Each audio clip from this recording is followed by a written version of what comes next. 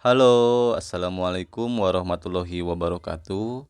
Selamat datang di channel Revin Nabawi Alam. Di video kali ini, kita akan belajar materi sejarah tentang kerajaan Islam di Indonesia. Ada 4 poin yang akan kita pelajari. Yang pertama, kedatangan Islam ke Nusantara. Yang kedua, Islam dan jaringan perdagangan. Yang ketiga, kerajaan Islam di Indonesia. Dan yang keempat, perkembangan Islam di Indonesia. Oke, langsung saja ke pembahasan yang pertama tentang kedatangan Islam ke Nusantara. Indonesia terkenal dengan penduduknya yang mayoritas memeluk agama Islam, budayanya, alamnya yang luas, serta hasil bumi yang cukup banyak. Sebelum menjadi agama terbanyak dianut oleh orang Indonesia, Islam adalah salah satu agama yang diperkirakan datang karena adanya perdagangan yang singgah di Indonesia. Ada beberapa teori tentang masuknya Islam ke Nusantara. Yang pertama teori Gujarat, yang kedua teori Persia, yang ketiga teori Cina, yang keempat teori Arab atau Mekah. Dari keempat teori ini ada perbedaan rentan waktu masuknya Islam ke Nusantara. Langsung saja kita bahas teori yang pertama, teori Gujarat. Teori Gujarat merupakan teori yang dicetuskan oleh Pigeonapple lalu dikembangkan oleh Snowford Gronje. Teori ini berpendapat bahwa masuknya Islam ke Nusantara pada abad ke-13 melalui para pedagang dari India Muslim.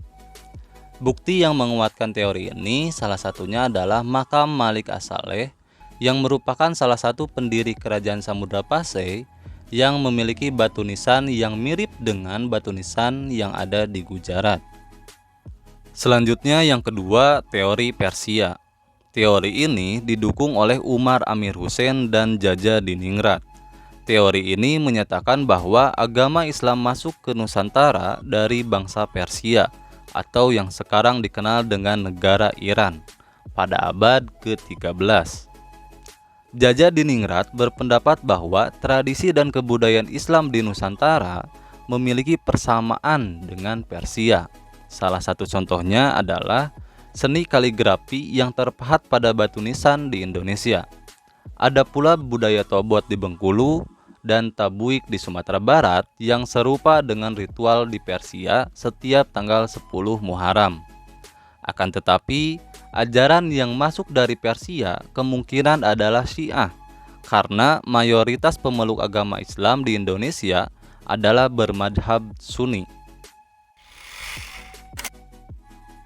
Sebelum dilanjut mengenai teori Cina dan teori Arab, coba kalian tulis di kolom komentar apa itu mazhab Sunni.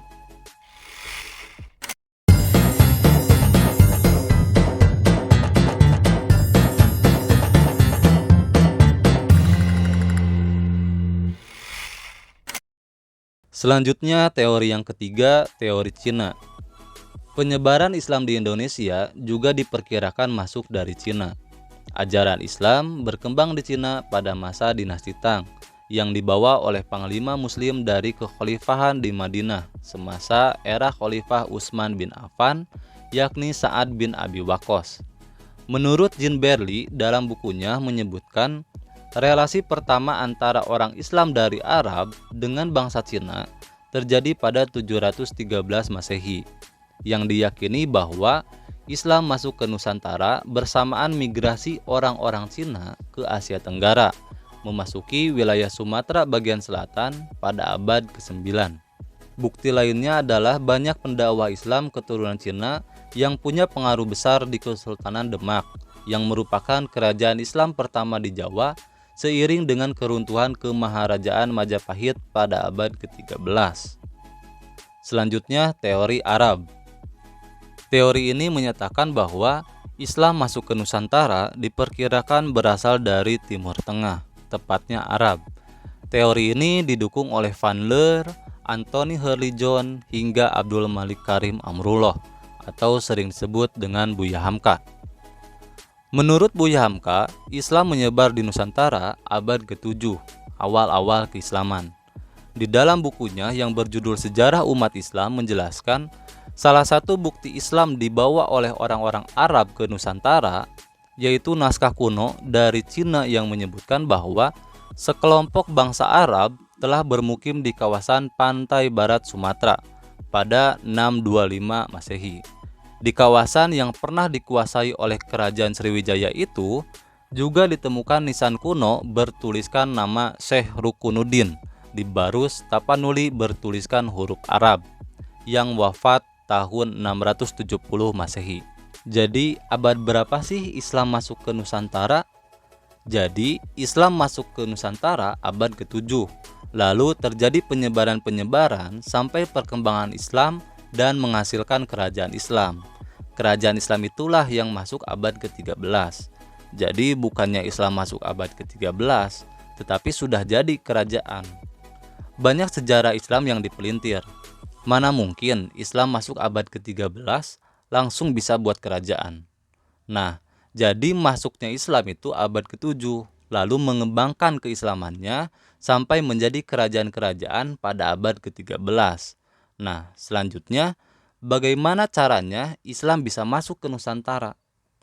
Islam bisa masuk ke Nusantara itu berbagai cara, yaitu yang pertama melalui perdagangan, yang kedua melalui perkawinan, yang ketiga melalui tasawuf, yang keempat melalui pendidikan, dan yang terakhir atau kelima melalui dakwah. Dan yang paling menarik, persebaran Islam di Pulau Jawa oleh 9 orang yang luar biasa yang disebut dengan Wali Songo, yang merupakan keturunan dari Syekh Ahmad Jumadil Kubro, keturunan dari Fatimah Az-Zahra, putri Rasulullah SAW.